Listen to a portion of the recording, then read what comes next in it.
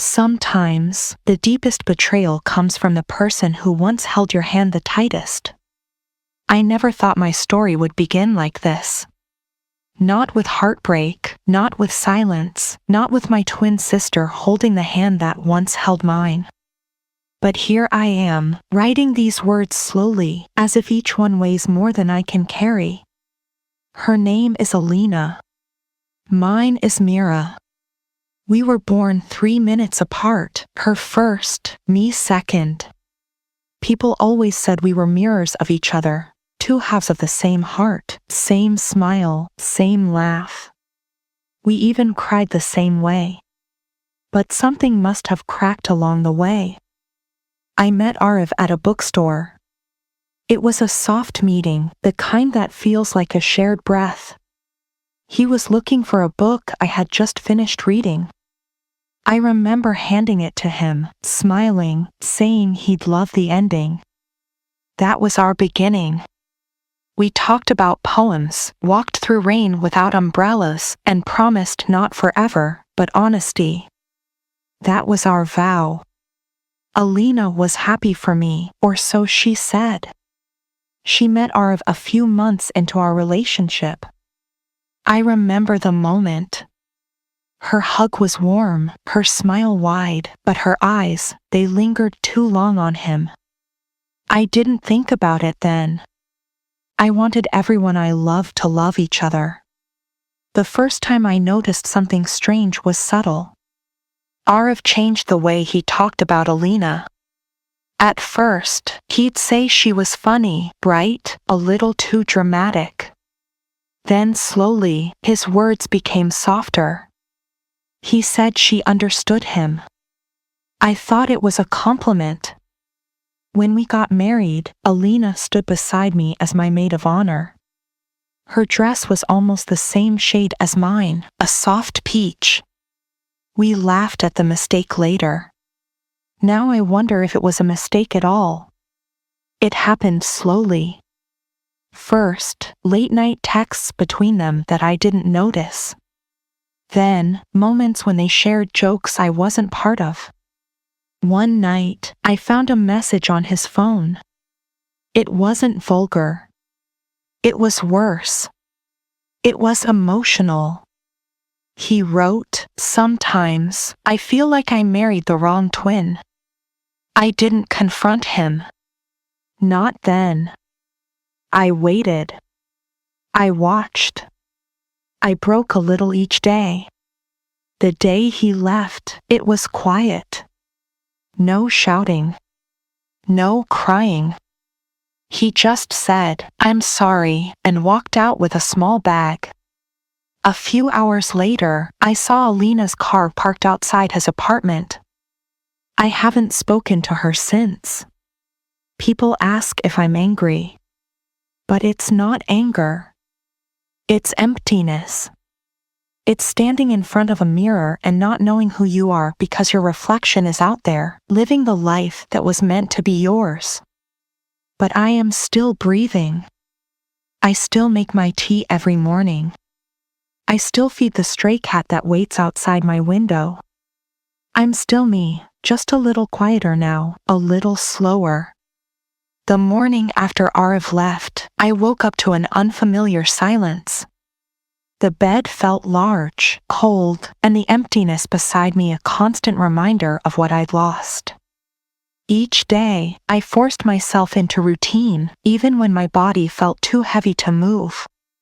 I brushed my teeth, combed my hair, made breakfast I barely touched. I told myself that if I could maintain these small routines, I could hold myself together. But I couldn't escape the questions. Why wasn't I enough? What had I missed? How had my twin sister, the one person I trusted most, become my greatest pain?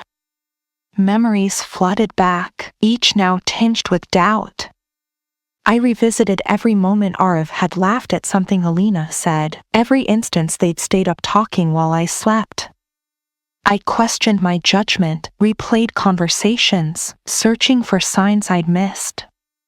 I became a detective in my own life, gathering evidence of betrayal hidden in plain sight.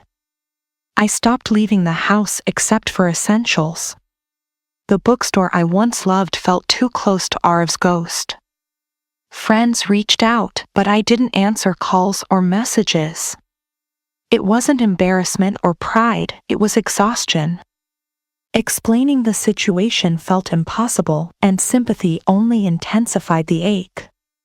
My world shrank until it consisted solely of the walls around me.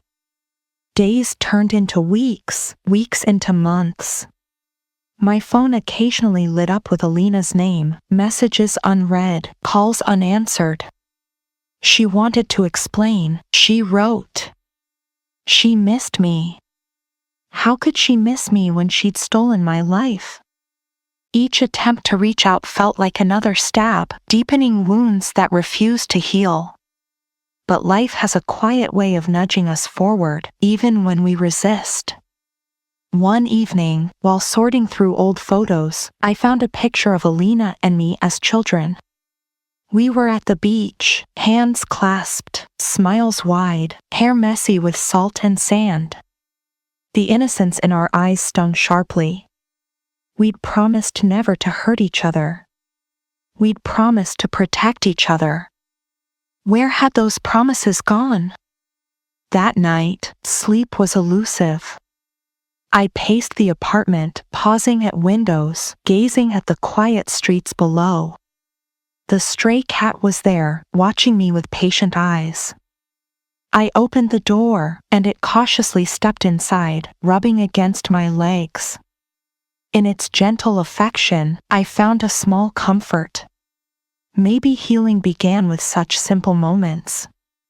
Slowly, I ventured out more.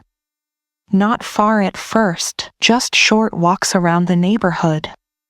I allowed myself to notice the trees, the sky, the scent of fresh bread from the bakery. Small details reminded me of the beauty still surrounding me, quietly waiting for me to return. One afternoon, I sat alone in a cafe, sipping tea and reading a book. It was peaceful, normal. A woman approached and asked if she could sit beside me. She was kind, her smile genuine. We talked about books, shared stories, laughed gently. For the first time in months, I felt a flicker of hope. Maybe I wasn't entirely broken. Maybe this quiet, soft strength inside me was enough to rebuild my world. And perhaps, even after such profound betrayal, there was still room in my heart for trust and connection again. Perhaps healing wasn't impossible after all. The days that followed felt like walking through a mist. Each morning, I awoke to inhale grief and exhale questions. I forced myself to rise, to dress, to face the mirror's hollow gaze. And then I would remember, Alina had my life. I returned to places that once brought joy, hoping for a spark of the woman I had been. The bookstore aisle where Arv and I first spoke now seemed too wide, too empty. Rain that once felt romantic now only chilled my bones. Yet I persisted, clinging to routine's thin comfort. Lunches were solitary affairs. Sandwiches I barely tasted, tea too bitter for my lips. I scribbled in a journal, small observations, fragments of thoughts, prayers for healing. Some days, the stray cat joined me, this simple creature whose trust remained unbroken. In its quiet presence, I felt solidarity. We both carried scars invisible to the world. Friends began to visit, draping arms around me and offering tissues and silent condolences. They urged me to talk, to share anger, to scream. But words failed me. How could I describe betrayal so deep it reshaped my soul? Instead, I listened as they spoke of hope, of moving on, of finding light beyond the darkness. I nodded, half believing. One afternoon, I ventured to the place Alina and I once danced on my wedding day. The hall was empty now, echoes of laughter long faded. Yet as I stood in the center, I closed my eyes and remembered music, warmth, love. Tears came, hot and sudden, and I wept for the woman I was and the sister I lost. When I opened my eyes, a ballet slipper lay near my foot, a remnant from a forgotten rehearsal. I picked it up, tracing its worn satin. It was a token of shared dreams, ruined memories. I tucked it into my pocket as a reminder, some links cannot be severed, even when hearts break. That night, sleep was elusive. Shadows moved on walls, and I felt their chill. I whispered promises, to myself, to rebuild, to forgive, perhaps to love again. My voice trembled, but I spoke anyway. The words hung in the darkness, fragile yet true. And so begins the second year after betrayal's dawn. I still feel broken, but I also feel something new, a quiet strength, born of loss, urging me forward. I do not know where this path leads, only that I will walk it. And maybe, step by step, I will rediscover the Mira who believed in honesty, in love's promise, even if it once betrayed her. The morning light felt different now. It was softer, kinder, like it understood the journey I was on. I stood by the window of my small apartment, the one Arif and I had once chosen together, and breathed in the calm. The stray cat, Luna, curled at my feet, her purr a steady rhythm that reminded me life went on beyond pain. I realized healing was not a single moment but a series of quiet awakenings. On day 1, I could stand without tears. On day 2, I managed a full night's sleep. By the 3rd week, I smiled at a memory that once would have crushed me with sorrow. Step by step, breath by breath, I built new pathways in my heart. I began each day with a simple ritual. I would light a candle, a soft vanilla scent, and sit on the floor with my legs crossed. I closed my eyes and set an intention. Today, I choose courage. Today, I choose kindness. Today, I choose me. These words felt strange on my tongue at first, but repetition gave them power.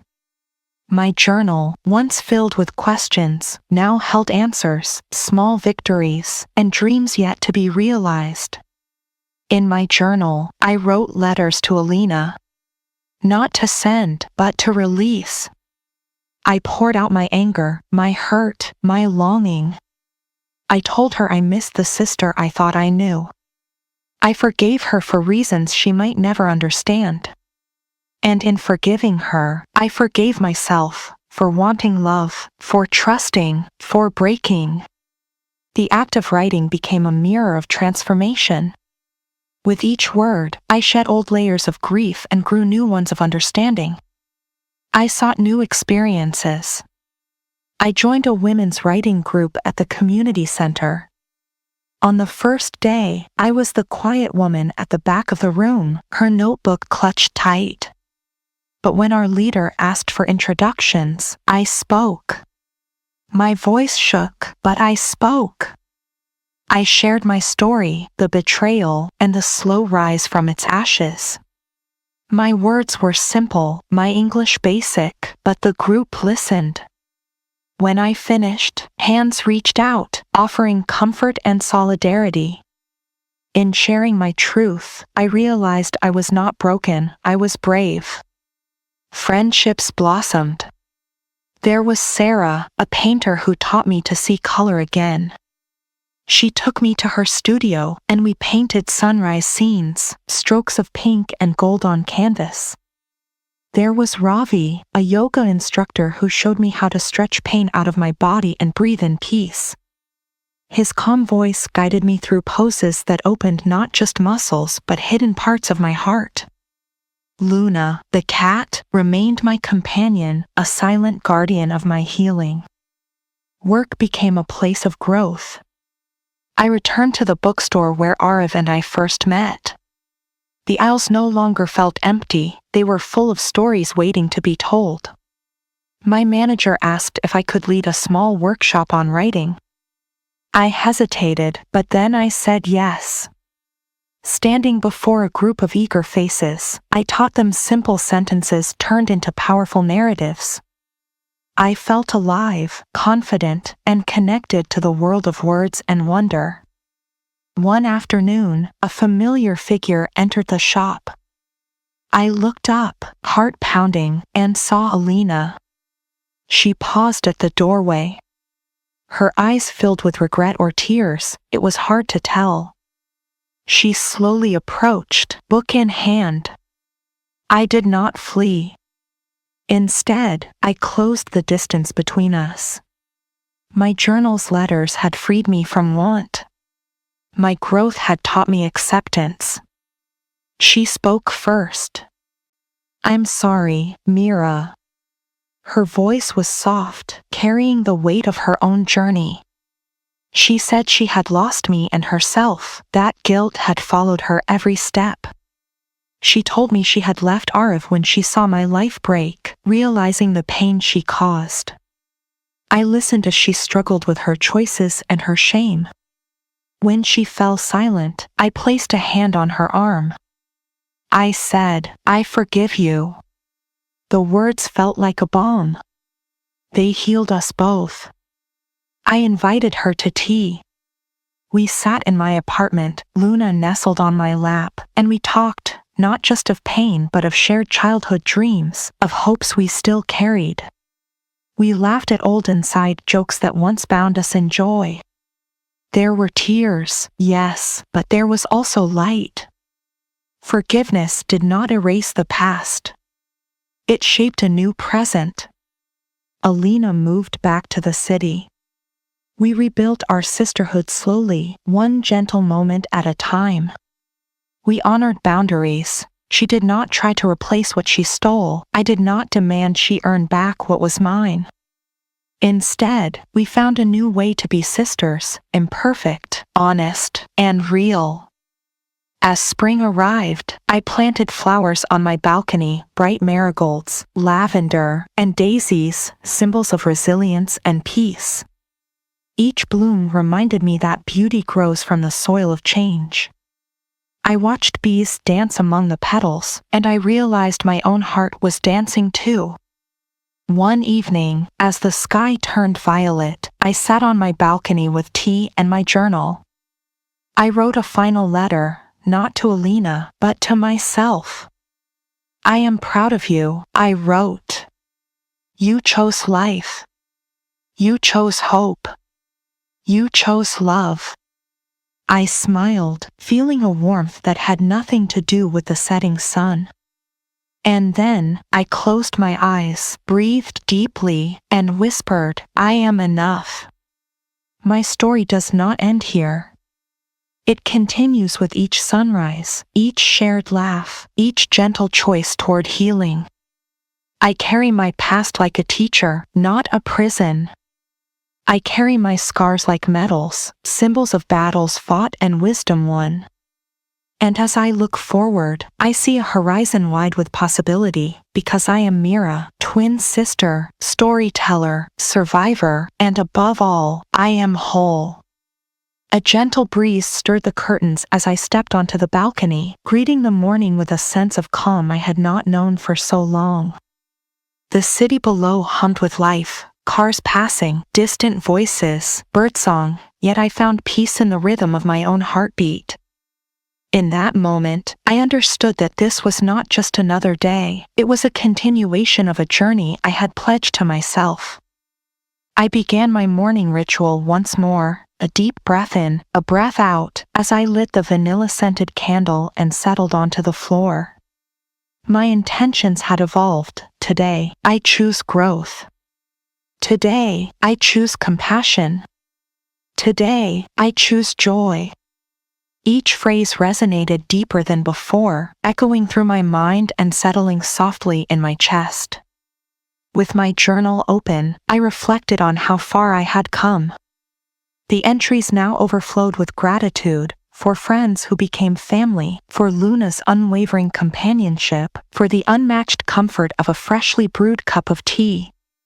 I wrote of small triumphs, my first public reading at the writing group, the laughter shared over paint-stained hands, the warmth of a hug that meant you are not alone. These moments, once inconceivable, now formed the tapestry of my healing. After tea, I donned comfortable shoes and headed to the park where the writing group met on weekends.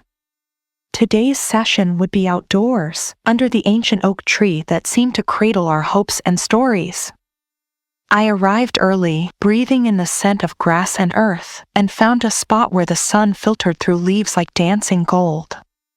When the group gathered, our circle felt stronger than ever. We shared prompts about new beginnings, a place that changed your life, an object that held memory, a word that shaped your fate. I listened to others' voices, stories of love and loss, of daring leaps and quiet resilience, and when it was my turn, I spoke of transformation. I described how grief had taught me depth, how forgiveness had taught me freedom. Words poured out, simple yet honest, and in speaking, I felt lightness. The group clapped softly, eyes shining, and I realized that my story had become a beacon for others. After the session, I walked home slowly, pausing by the lake to watch swans glide over mirror-like water. Their grace reminded me that beauty arises from acceptance of stillness and motion, of reflection and movement. I sketched their shapes in my notebook, connecting each line with a promise to remain open to life's fluid moments. Back in my apartment that afternoon, I received a call from an unexpected source, Arif. His voice was tentative, full of memories and apologies. He told me he had left not only because of Alina but out of fear that he had hurt me beyond repair. He asked if I was healing, if I had found hope. I paused before answering, recalling the pain and the growth. I am healing, I said, my voice steady. I am finding hope in each new sunrise. We spoke of simple things, books we were reading, recipes we planned to try, the stray cat who adopted me. There was no promise of rekindled love, only the shared understanding of two souls who once connected deeply. When we said goodbye, I felt neither sorrow nor longing but gratitude, for the love that was, and for the person I had become.